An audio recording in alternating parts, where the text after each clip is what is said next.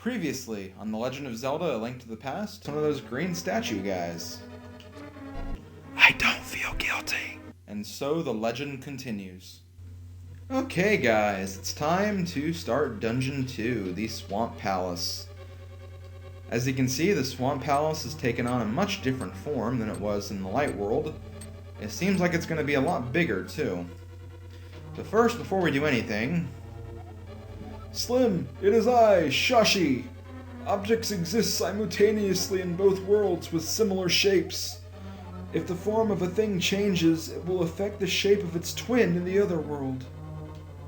That is actually very good to know, because as you can see, we can't exactly do anything. We can't climb up to this ladder. So, if we use the logic that our good friend just told us, we're going to very quickly go back to the Light World.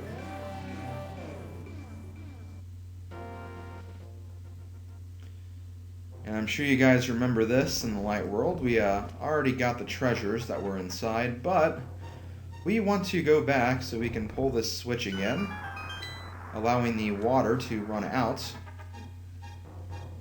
And using the logic of our good friend Shashashala,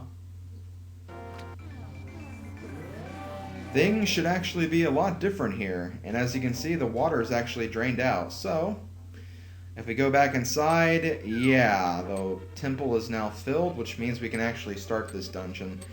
We won't have to do that very much, honestly. This is like, I think, the one case where, you know, the dungeon changes based on the effect of the Light World counterpart. But still, that's basically the kind of world we're dealing with here. Also, wow, could they put that key in a better place? I mean, it's right in front of the door. Oh my gosh, this game sometimes. I love this game, though. You question the decisions that this game makes, but you still gotta love the game, in all honesty. Also, we can continue. Before we do, I have a feeling that we might want to go back up here and check what's behind this bombed wall. Or cracked wall. It's getting ready to be a bombed wall. There we go. And in here, we have the map. As usual, we'll take a look at the map. Yeah. Floor 2 doesn't look too bad. Well, basement 2 doesn't look too bad. First floor doesn't look too big, but the first basement looks frickin' huge. Wow. Gonna have a lot of fun with this one, I can already tell. This is when the dungeons are gonna start getting longer, by the way, so I guess I'm not too surprised in all honesty. Although I shouldn't be surprised, considering I've played this game to death when I was younger, so... Ow, come on. I freaking hate Stalfos sometimes, especially when you deal with other things. And yeah, I noticed these things. They fire fireballs at you in 4 different directions, and they shoot them at you whenever you use your sword. I actually never knew that about them. I didn't find that out until much later in life, and I was like, I noticed that thing always seems to strike when I'm attacking enemies. I wonder why. And then sure enough, I figured it out. Not like it's terribly hard to figure out or anything. Okay, yeah, let's go up. Oh, we have another bombable wall over here.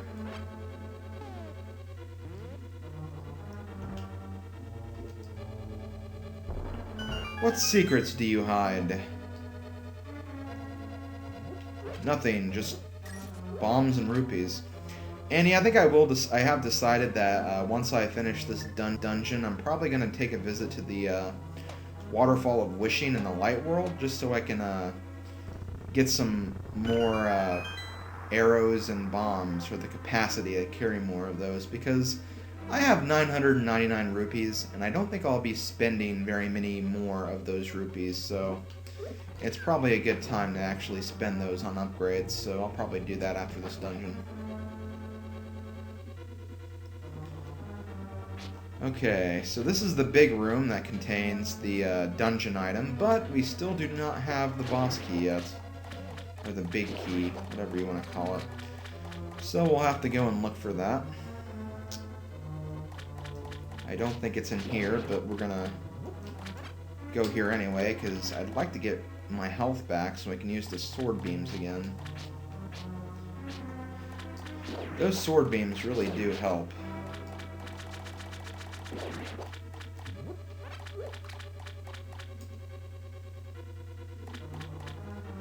Was there a point to that? Seriously, was that really all there is? I thought there was something else with this room. Maybe it's just a heart restock station or something. Or, oh, okay. Well, there's the compass. Okay, then.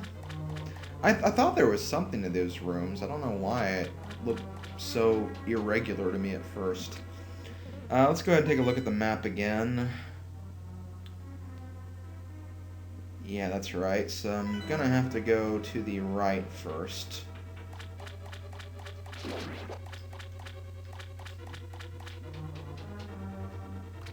Or to the left. I just realized I said right. I cannot get my directions right, apparently. Also, because I can't use my sword, I'll just use other objects. How does that sound? Sounds like a good idea to me. Also, can I do this? No, I can't. This is fine, because I believe we had to go down here anyway to get a key. Ah. I'll wait for that fire thing to go away. Thank you. Thank you for going away. I appreciate it.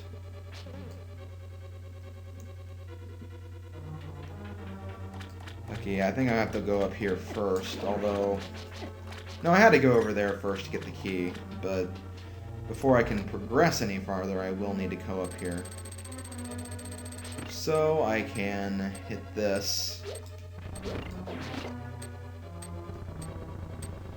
As for what I need to actually put the switch on, I don't know if it needs to be on blue or red, but whatever it does matter, so I'm going to take a risk and put it on red,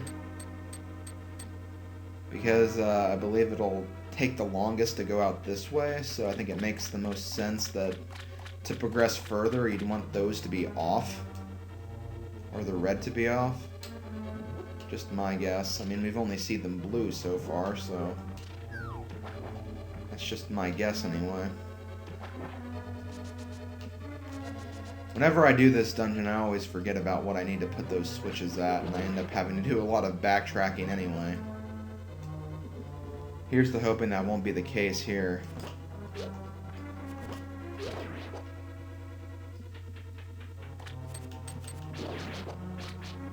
Wow, apparently you can't hit those things with, actually, hold on. This waterfall looks suspicious. Can I blow this up, maybe? Nope. Okay. That did look suspicious, though, so I was just wondering if maybe there was something to that. Also, I believe these guys give off hearts more often than not. Didn't give me hearts that time, but still. Okay, I want to be careful here. Let's get rid of the Tektites first.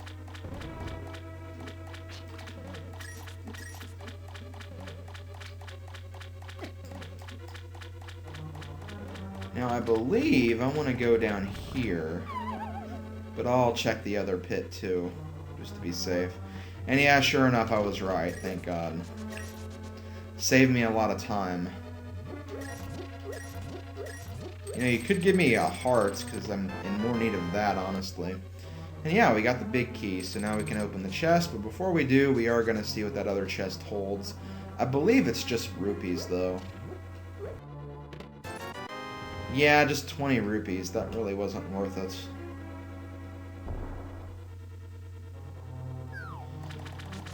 Yeah, I have a feeling like I'm missing the fairy fountain of this dungeon. Or I don't know, maybe there is no fairy fountain at all. I never really bothered to look for one, honestly. But we have 2 fairies, and I should be around full health when we get to the boss anyway, so If I still lose all of my fairies there, I probably deserve to die.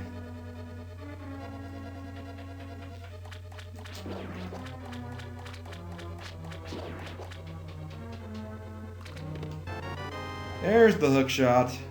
Boing! This is the hookshot. It extends and contracts, and boing! It can grapple many things.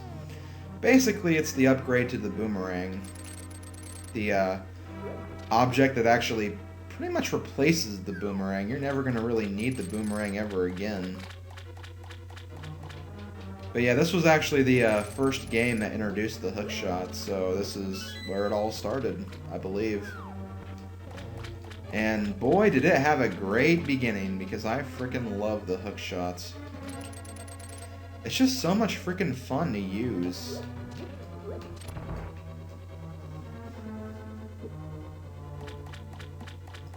It also makes dealing with these guys a lot easier, although can't really do much when they put the little forms, because the little forms are kind of hard to hit. Well, if that's the case, just wait for them to stop electrifying, and then you can take care of them that way.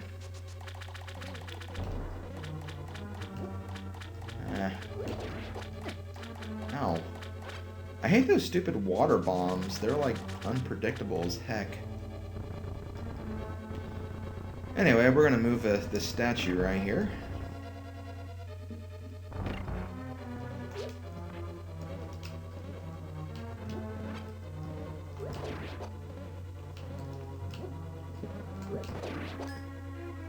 Oh yeah, I can actually use my fire shield to block these things now. Oh, dang it! They turned like right as I did that. Also, do I... Nope, I'm thinking a different dungeon. There is a dungeon where you have to pull the tongue of that thing and something will happen. I guess it's not this one, though.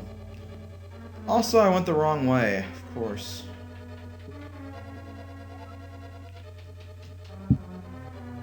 You would think that way would be harder to get to because of the switch you have to block. Apparently not.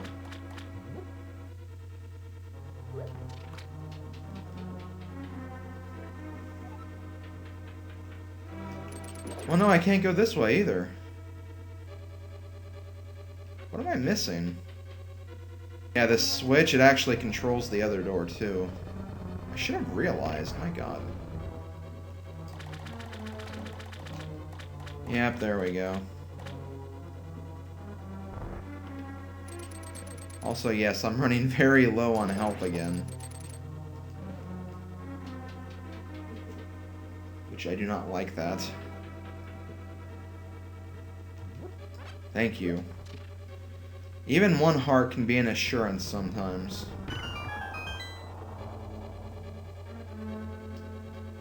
Okay, there we go. Ooh, what's down here? Aha! I like this. I don't really like that, though, because I can't use those rupees, but... Oh well, we'll deal with it.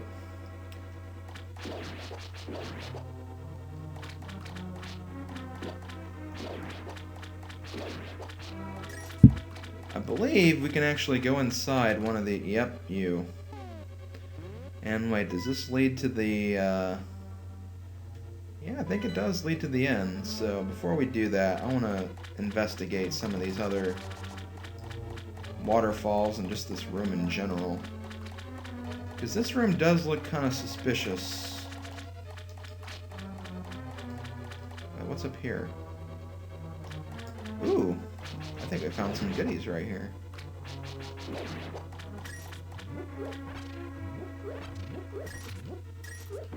Yes, I love goodies. Again, I was pretty much max on all of them anyway, but still. These are good rooms to look for. So definitely keep your eye out. But for now, we're going to go ahead and finish up this dungeon because we are almost done.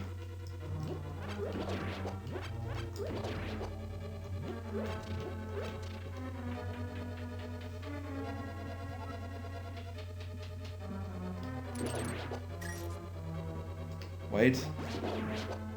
Thank you! Hearts. Hearts, hearts, hearts. Hearts, hearts, baby. Okay, I don't know if we can actually get these guys or not. No, they're just like just out of range. Which is annoying because they can be kind of annoying right here. But what we're gonna do is we're gonna collect the key first of all. And wait for you guys to get over here.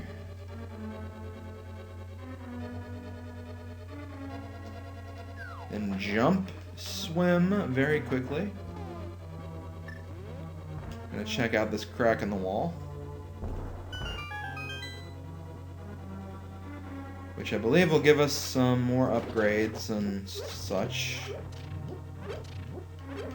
Including hearts, which, as we know, we definitely need a lot of those. And with that, I think we're ready for the boss. No, I can't do that.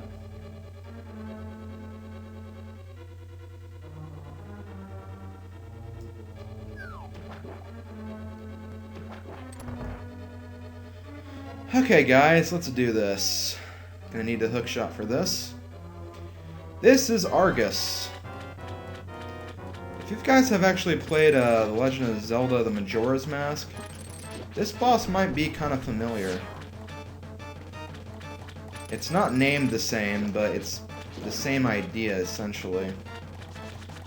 First, you gotta hookshot off all these little dust cloud things. And yeah, watch out for him to use that attack.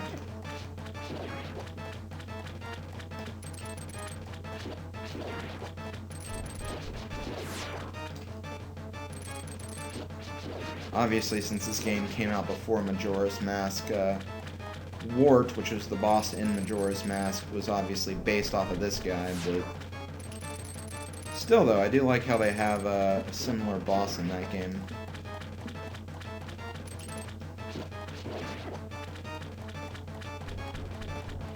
It's actually good because I don't think I'll really use a fairy, honestly.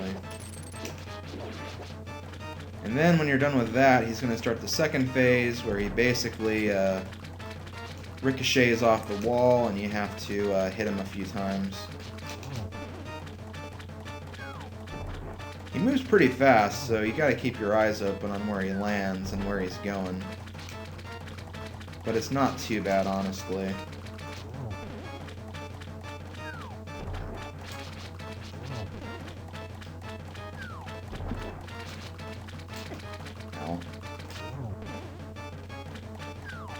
Come on, I really don't want to use a fairy. Hell, you can almost even go where he lands and hit him before he does anything. But yeah, there we go. The Swamp Palace has been completed. And we get the second crystal.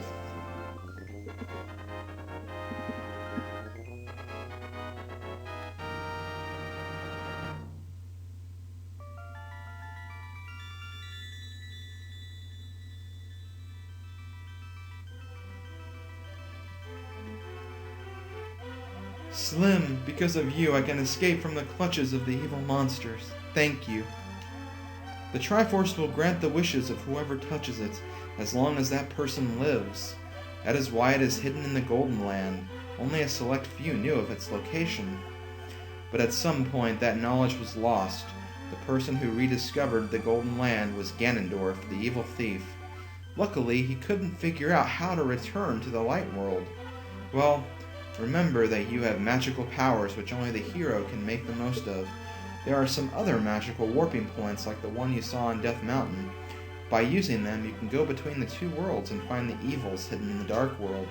You are the only one who can destroy Ganondorf, the thief, no, Ganon, the king of evil. Of darkness. Yes, thank you. May the way of the hero lead to the Triforce. Victory spin! And there we go, that dungeon is completed. And we have the hookshot, which means we can pretty much access, like, all of the Dark World now. Well, okay, not exactly all of the Dark World. There is one more item we'll have to utilize first, but we do have that item. We just have to figure out how to use it. Before I actually go on to the next part, there is a very quick mini-game I want to get out of the way. There might actually be a few mini-games. I don't remember what exactly is over here, but... Well, here's a mini-game. It doesn't give us a heart piece or anything, but we'll go ahead and do it really quickly.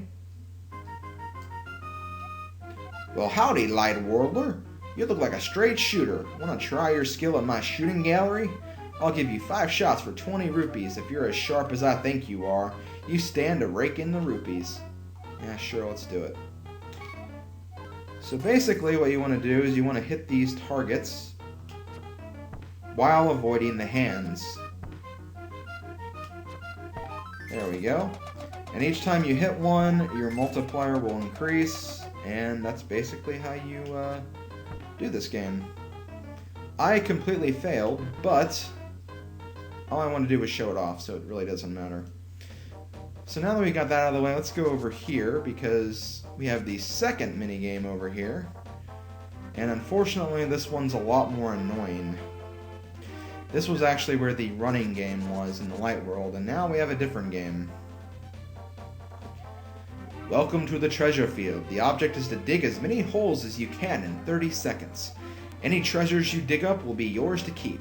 It's only 80 rubies to play. So what makes this game so hard is that, well, there is a heart piece hidden here. And it's pretty much hidden at random, so this may take us a few tries to find. But one thing you can do is basically, well, for every attempt, just stay on the same side or same section. I mean, eventually the heart piece is going to appear. It's like not never going to appear. But it is ridiculously hard to find for the most part, so you have to pretty much be lucky.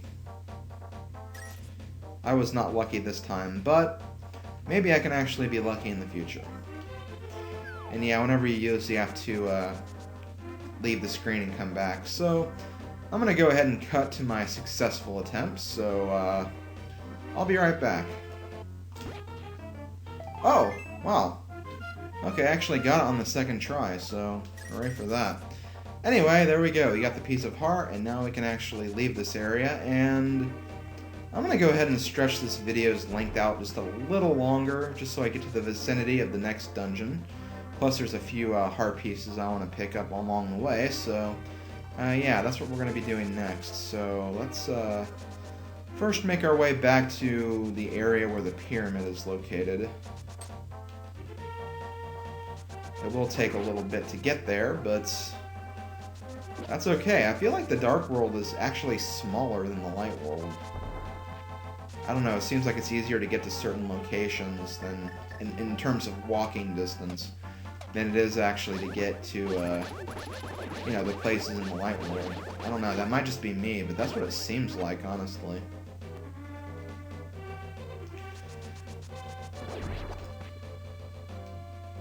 So we want to go back north here towards the angry Zora who gave us the Quake Medallion. And here's where the bridge was broken, but now, since we have the Hookshot, we can actually access the other part of this area. So that's what we're going to do next time. So I'll go ahead and end it here. This has been Let's Play The Legend of Zelda: Link to the Past. I'll see you guys next time. Later, folks.